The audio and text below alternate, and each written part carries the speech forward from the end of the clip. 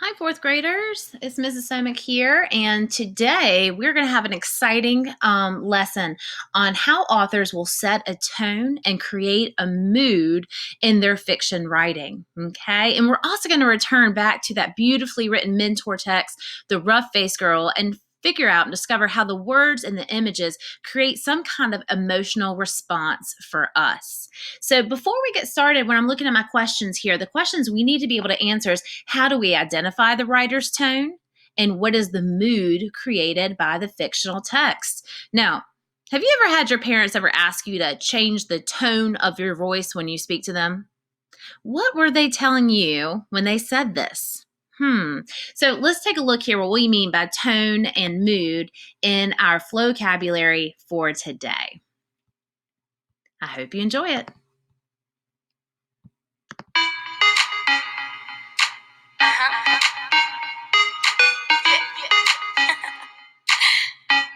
So I was reading this passage the other day, and I was like, what's her attitude towards the topic?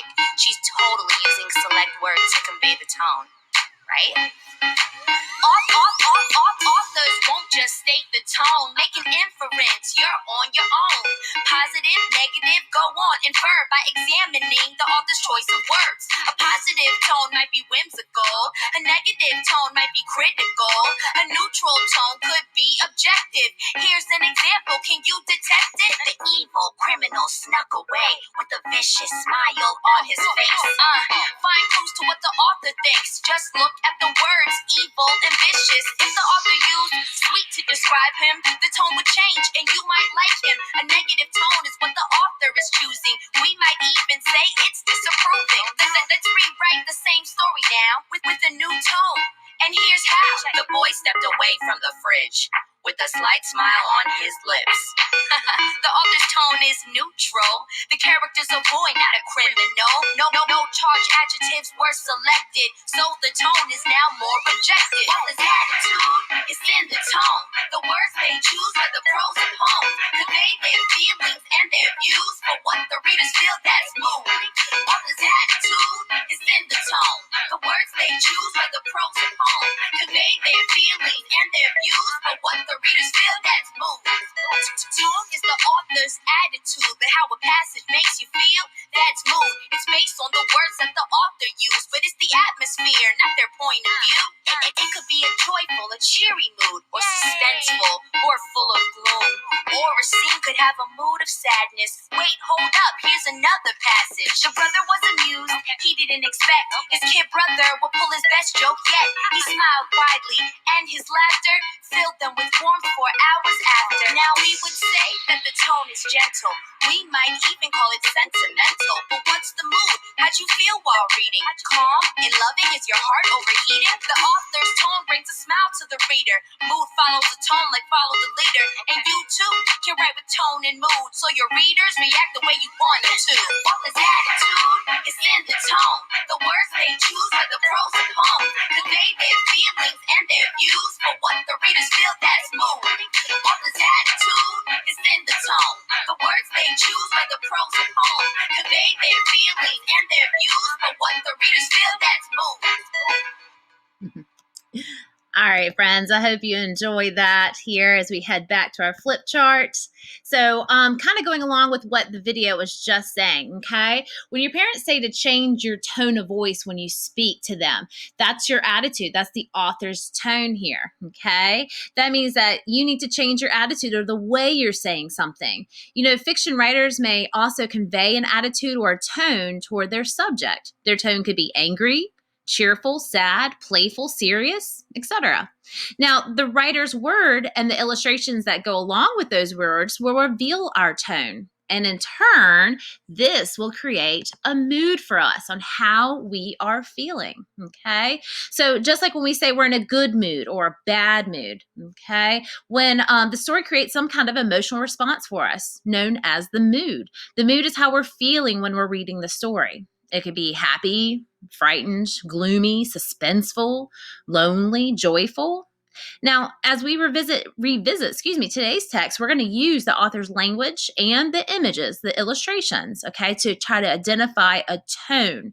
And then we're going to think about how does that tone make us feel? So what I want you to do is go ahead and get out your reading notebooks for me. Now, you can pause the video if you need to get that resource out and turn to the next clean sheet of paper that you have.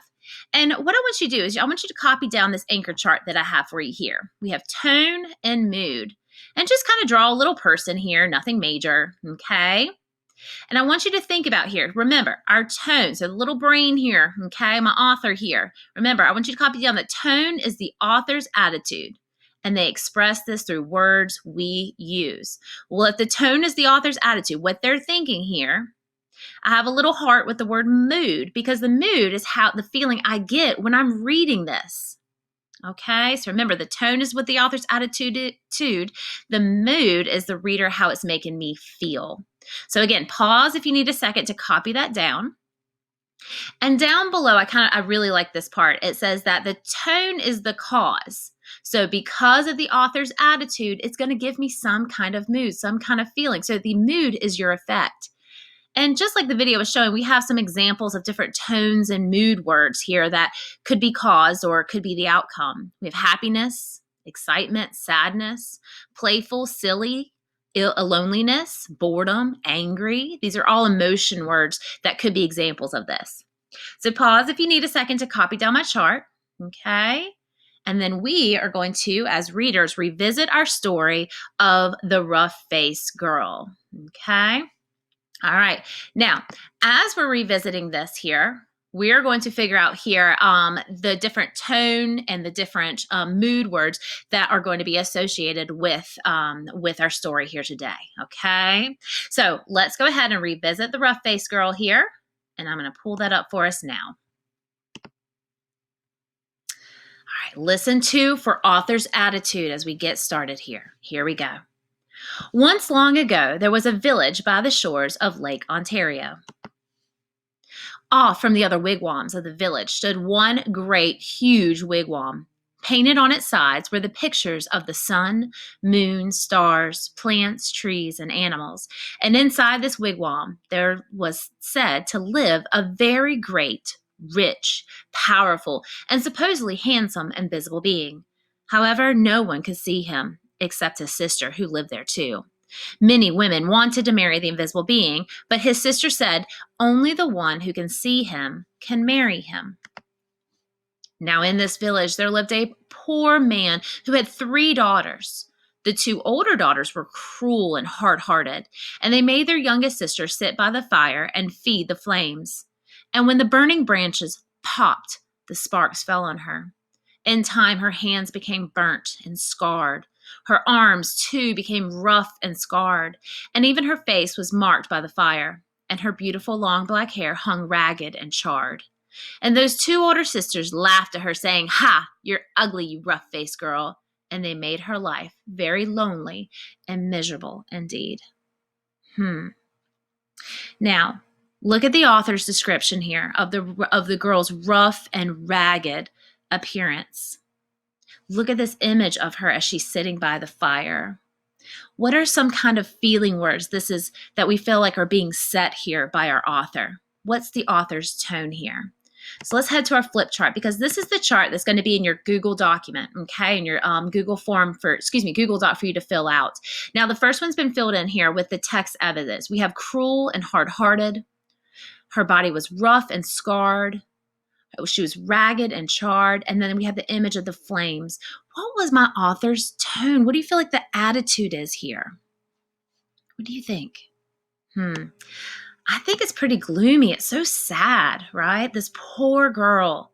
So because the author is setting such a gloomy tone, how does it make you feel? How do you feel for the rough-faced girl right now?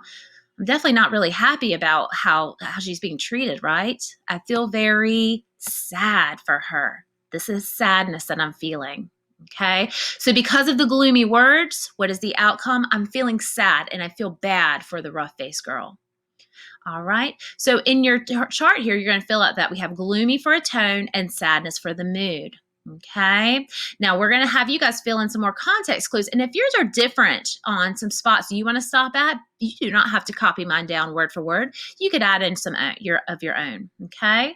Let's continue on with our story here. One day, these two sisters went to their father and said, "Father, give us some necklaces. Give us some new buckskin dresses. Give us some pretty beaded moccasins. We're going to marry the invisible being." So their father gave them these things. Dressed in their finest, the two girls marched through the village. All the people pointed and stared. "Look at those beautiful girls," they said. "Surely they shall marry the invisible being." And if those two girls were proud and hard hearted before, they were even prouder now. They walked haughtily through the village. At last, they came to the wigwam of the invisible being, and there was his sister waiting. Okay. Some more information here about them. I'm kind of feeling a little bit about these sisters, right? "Why have you come?" she asked. "Why have you come?" she asked. "We want to marry the invisible being," they answered. "That's why we're here." "If you want to marry my brother," she replied, "you have to have seen him. So tell me, have you seen the invisible being?" "Of course we've seen him," they insisted. "Can't you see how pretty we are? Can't you see the beautiful clothes we wear?" "Oh, yes, anyone can tell that we've truly seen the invisible being." "All right," she said quietly. "If you think you've seen him, then tell me, what's his bow made of?" And suddenly her voice was as swift as lightning and as strong as thunder. Ooh, that's really good evidence here. I feel an author's tone from the sister. His bow, they stammered in surprise. His bow, we know. But turning desperately to one another, they whispered, "What shall we say?" "Let's say it's the oak tree." So they said, "It's the great oak tree." "No," said the sister of the invisible being. "No." Oh, she saw at once how they lied. "Tell me," she continued, "if you think you've seen my brother, the invisible being, then what's the runner of his sled made of?" We know, cried those two sisters. But whispering feverishly again, they wondered, "What shall we say? What shall we say?" "Let's say it's the green willow branch." "No," said the sister as she heard. "No, you have not seen my brother. Now go home." "Just test us fairly," they exclaimed. "We've seen him. Just don't ask us all these silly questions." "All right," said the sister of the invisible being. "Come with me." And she took them back to the great wigwam and sat them in the seats farthest from the entrance, the guest seats. Soon they heard footsteps coming along the path, and then something stepped inside. Though they heard breathing, the two sisters still couldn't see a thing. And suddenly a great bow and a beaded quiver of arrows appeared in the air and were set down. But though those two sisters sat there, their eyes wide, all through the night, they never saw a thing more. And in the morning, they had to go home, ashamed. All right, there were a very strong author's attitude in this part of the story. Some of the evidence I kind of pointed out to you guys here is that the sisters' words were swift as lightning, as strong as thunder, right? The invisible being sister. And the other sisters, the cruel sisters, they were whispering feverishly, and their eyes remained wide through the night. So you can copy some of this context clues down in your document. Maybe you found something else. Maybe you have something different. So based on this, what would I say is my author's tone? It's a strong one. I can definitely feel that, right? It's kind of dark. Okay, it's a dark tone. So because it's kind of so dark and it's very stern and swift, right? How does that make us feel? How are we feeling right now in the story? What's our mood? So I know for me right now, okay, it's building this level of suspensefulness. Like, ooh, I wonder what's going to happen. They have been caught. They are ashamed. They know they've been lying. So it's making me feel, definitely there was a feeling of frightenedness, okay, and definitely suspense of how the story is going to continue. So definitely not a lighter part with the tone, very dark at the beginning. All right, well, let's keep going and see if we can find some more evidence here.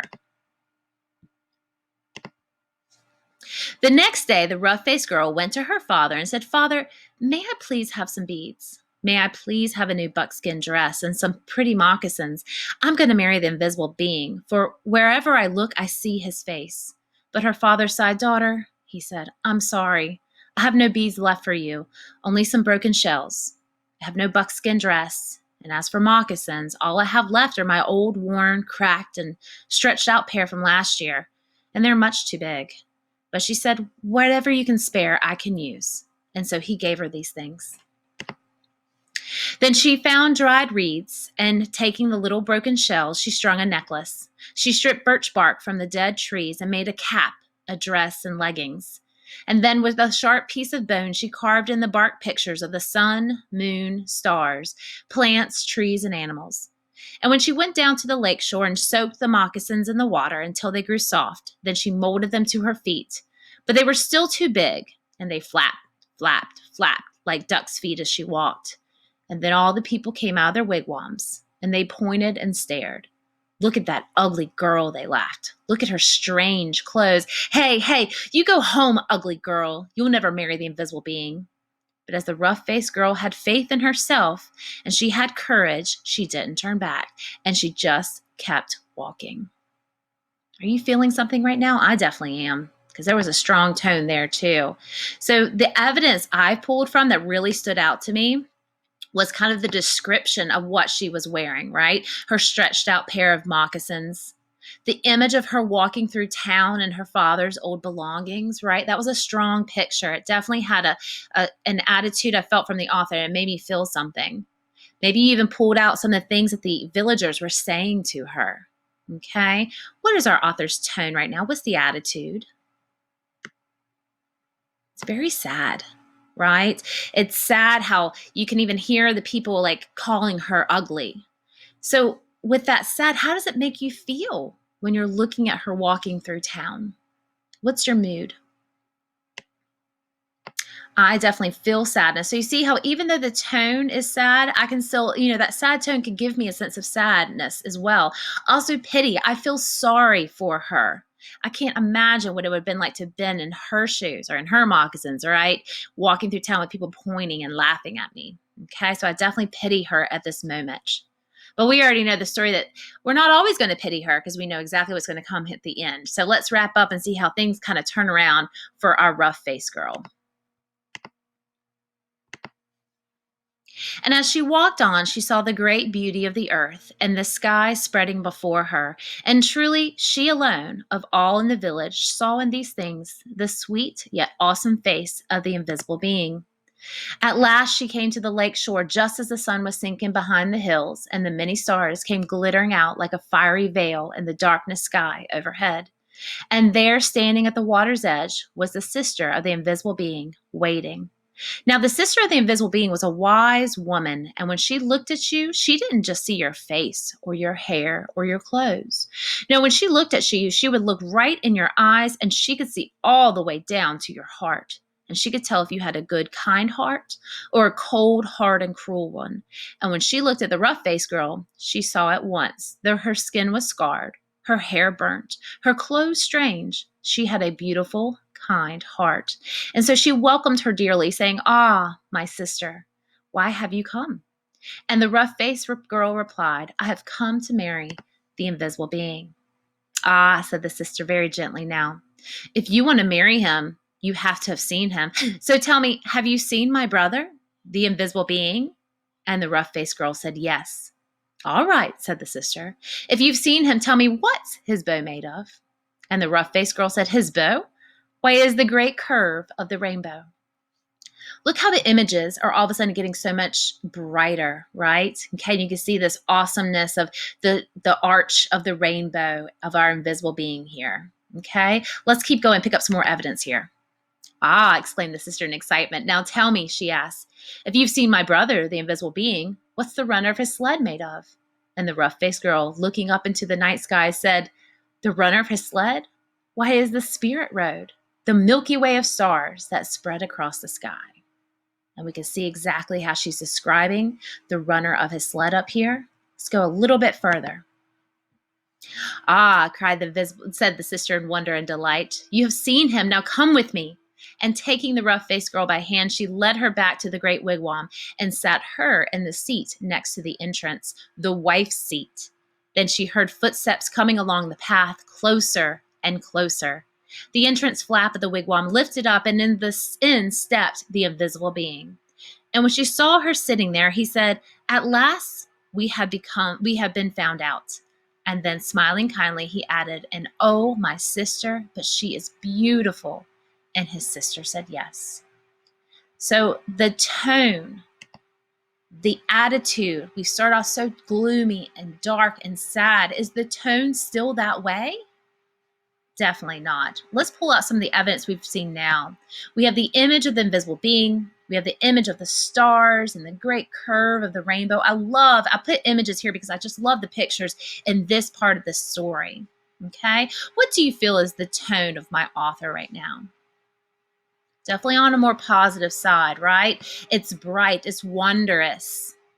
Okay, so we're lifting up the spirit a little bit. So how is that making you feel for her? I definitely don't pity her now. So what is the mood you feel towards her at this time? How do you feel for her? I'd say hopeful. Okay, he said, "Oh, she's so beautiful." And they sat her down at the wife's seat, right? They have accepted her. Okay. All right, so I'm going to go ahead and just finish the story because maybe you want to add in some different context clues on tone and mood. So let me just finish these last few pages here. And the sister of the invisible being then gave the rough-faced girl the finest of buckskin robes and a necklace of perfect shells. "Now bathe in the lake," she said, "and dress in these." So the rough-faced girl bathed in the waters of the lake, and suddenly all the scars vanished from her body, and her skin grew smooth again, and her beautiful black hair grew in long and glossy as a raven's wing. Now anyone could see that she was indeed beautiful, but the invisible being and his sister had seen that from the start. Then at last the rough-faced girl and the invisible being were married, and they lived together in great gladness and were never parted. So even used kind of that emotion word gladness at the very, very end. All right. So as we wrap things up today here, when we read fiction stories, the author's language and the accompanying images, it sets a tone. And then that causes a mood that stirs up our feelings and emotions as readers. When we identify the author's tone and mood, we can connect more deeply with the characters because recognizing our emotional response also allows us to have a better understanding of the author's message. And we know that message is called the theme here. We talked a lot about the theme of this story, about how you can't judge a book by its cover, that beauty is from within, and we can see that definitely. So on your own, what I have down in front of you here is this chart right here is what you need to complete in your Google Classroom today. I pulled out the context clues for the first one, okay? You do not have to copy down exactly what I pulled, but you can use my examples if you'd like to. I'd like to see your work here. So pulling out what the attitude, remember it started off so dark and gloomy and sad, but definitely was bright and wondrous towards the end. We can even see our emotions are very sad and even kind of frightened and suspenseful when the cruel sisters meet him, and pity for the rough-faced girl, but definitely hopeful at the end because we know her beauty on the outside now matches the inside as she goes on to marry the invisible being. Well, friends, I can't wait to see your context clue charts filled in with tone and mood. And until next time, stay tuned for tomorrow's lesson.